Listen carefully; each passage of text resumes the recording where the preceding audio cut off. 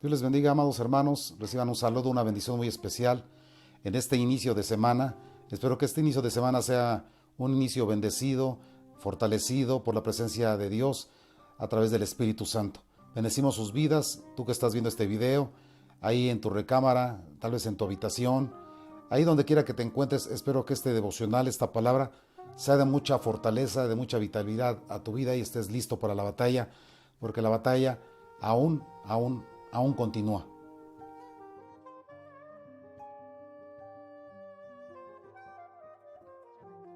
Bien, amada iglesia, pues sí te digo que la batalla comienza. Estamos viviendo todavía este tipo de pandemia, de necesidad, y la gente está temerosa de la crisis que pueda enfrentar. Pero quiero decirte a ti que tú no estás en crisis, tú estás en Cristo. Recuerda que tenemos la palabra profética más segura, la cual nos puede hacer sabios, la cual nos da fortaleza para enfrentar este tipo de situaciones. No tengas miedo a la crisis. Y meditando en el devocional diario, el Señor me mostraba un pasaje que está en segundo libro de los Reyes. Hemos leído esos capítulos, pero en especial quiero mencionarte el capítulo 6 del versículo 24, y meditemos en la palabra de Dios, porque esta nos va a enseñar.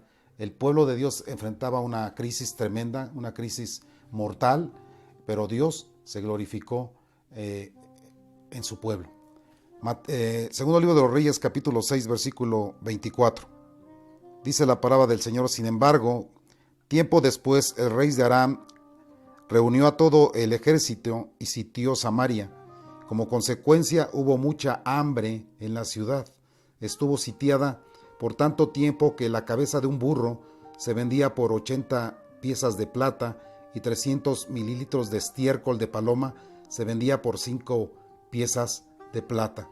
Quiero que observemos aquí el tamaño, la magnitud de la crisis que estaba viviendo el pueblo de Dios, que una cabeza de burro dice que tenía un precio elevado, y aún el estiércol de las palomas se estaba vendiendo a un precio altísimo. Era una crisis tremenda, una crisis que había envuelto al pueblo de Israel. El pueblo estaba temeroso, y dice más adelante la historia: cierto día, mientras el rey de Israel caminaba por la muralla de la ciudad, una mujer lo llamó y le dijo: mi señor rey, por favor, ayúdame. Y le dijo, y él respondió: si el Señor no te ayuda, ¿qué puedo hacer yo? No tengo comida en el granero, ni vino en la prensa para darte. Pero después el rey le preguntó: ¿qué te pasa? Y ella contestó. Quiero que veas, antes que veas la respuesta de esta mujer, de qué tamaño estaba la crisis, que había un hambre total que ni el rey tenía para comer. El rey no tenía despensa. Había una hambre que había alcanzado el palacio real. No había comida en el granero, y esta mujer clama al rey para pedirle ayuda, y aún así el rey le escucha. Y mira lo que le dice esta mujer. Esta mujer me dijo: mira, comamos a tu hijo hoy, y mañana comeremos el mío. Entonces cocinamos a mi hijo y nos lo comimos. Al día siguiente yo le dije: mata a tu hijo para que nos lo comamos, pero ella ya lo había escondido. La crisis que estaba viviendo el pueblo era de un hambre mortal, que estaban pues ya en una especie de canibalismo, estaban comiendo ya unos a otros, y eso era una situación tremenda. El rey al oír esto, dice el versículo 30, cuando el rey oyó esto, rasgó sus vestiduras en señal de desesperación, y como seguía caminando por la muralla, la gente pudo ver que debajo del manto real tenía una tela áspera puesta directamente sobre la piel. Entonces el rey juró: que Dios me castigue, y aunque me mate él hoy mismo, si no separo la cabeza de Eliseo de sus hombros. Le echó la culpa al profeta, y así pasa en este tipo de crisis, ¿no? El gobierno, la pandemia, etcétera. Buscamos muchos culpables. Aquí en este pasaje culpa al profeta. Pero mira, el profeta, sabiendo que el rey lo iba a mandar a buscar para matarle, lo está esperando, y dice el versículo 31, 32, perdón: Eliseo estaba sentado en la casa con los ancianos de Israel, cuando el rey mandó a un mensajero a llamarle, pero antes de que llegara el mensajero, Eliseo le dijo a los ancianos: un asesino ya mandó a un hombre a cortarme la cabeza. Cuando lleguen, cierren la puerta, déjenlo afuera, pronto oiremos los pasos de su amo detrás de él. Mientras Eliseo decía esto, el mensajero llegó al rey y le dijo: todo este sufrimiento viene del Señor. ¿Por qué seguís esperando en el Señor? La crisis estaba perturbando de tal manera que, bueno, ya estaban llegando hasta el asesinato, ¿no? Y querían asesinar al profeta, ¿no? El profeta era una puerta al cielo, era un mensajero de Dios. Tanto así que la crisis los había hecho desesperar que querían matarle.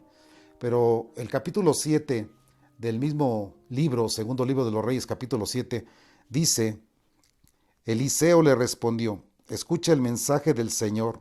Esto dice el Señor: mañana a esta hora, en los mercados de Samaria, 7 litros de harina selecta costarán apenas una pieza de plata, y 14 litros de grano de cebada costarán apenas una pieza de plata. Y el funcionario que atendía al rey le dijo al hombre de Dios: esto será imposible, aunque el Señor abriera las ventanas del cielo. Pero Eliseo le respondió: lo verás con tus propios ojos, pero no podrás comer nada de eso.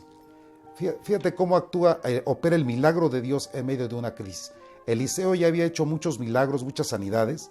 Había sanado a Naamán, había resucitado a un niño, había traído provisión a una viuda a través del aceite, y había hecho flotar un hacha. Y el funcionario ya sabía que Eliseo era un instrumento útil del Señor, pero duda cuando él le dice: no te preocupes, mañana mismo todo bajará de precio. Habrá una bendición muy especial en el pueblo, que habrá harina, habrá cebada, habrá leche, habrá provisión a un precio muy bajo. Pero aquí lo que puedo ver, que la incredulidad del funcionario trajo una consecuencia terrible. Y así pasa en nosotros en medio de la crisis que estamos viviendo. Si la palabra de Dios dice que Él va a proveer, que Él no nos dejará, que Él nos va a sustentar, y aunque anduviéramos en valle de sombra de muerte, no vamos a temer mal alguno, porque Él va a estar con nosotros. Él es el proveedor y sustentador de la tierra, y no habrá mendigo ni justo que ande mendigando pan, sino Él va a traer la provisión. Pero a veces dudamos, porque podemos decir: Señor, bueno, no hay para comer, no hay trabajo, seguimos en una pandemia. Señor, haz algo. Y cuando menos te lo esperes es cuando va a venir el milagro, como sucedió en este pasaje. Eliseo les dice: mañana mismo habrá provisión. Pero el funcionario duda, y por dudar, su incredulidad lo llevó a la muerte. Tanto así que Eliseo le dice: pues ahora tú lo vas a ver, pero no vas a disfrutar de ello. Y es lo que pasa cuando viene el milagro en el pueblo de Israel, y sucede que dice la palabra de Dios en el capítulo 7, versículo 16: entonces la gente de Samaria salió corriendo, saqueó el campamento de los arameos, y así se cumplió ese día, tal como el Señor había prometido, que se venderían 7 litros de harina selecta por una pieza de plata, y 14 litros de grano de cebada por una pieza de plata.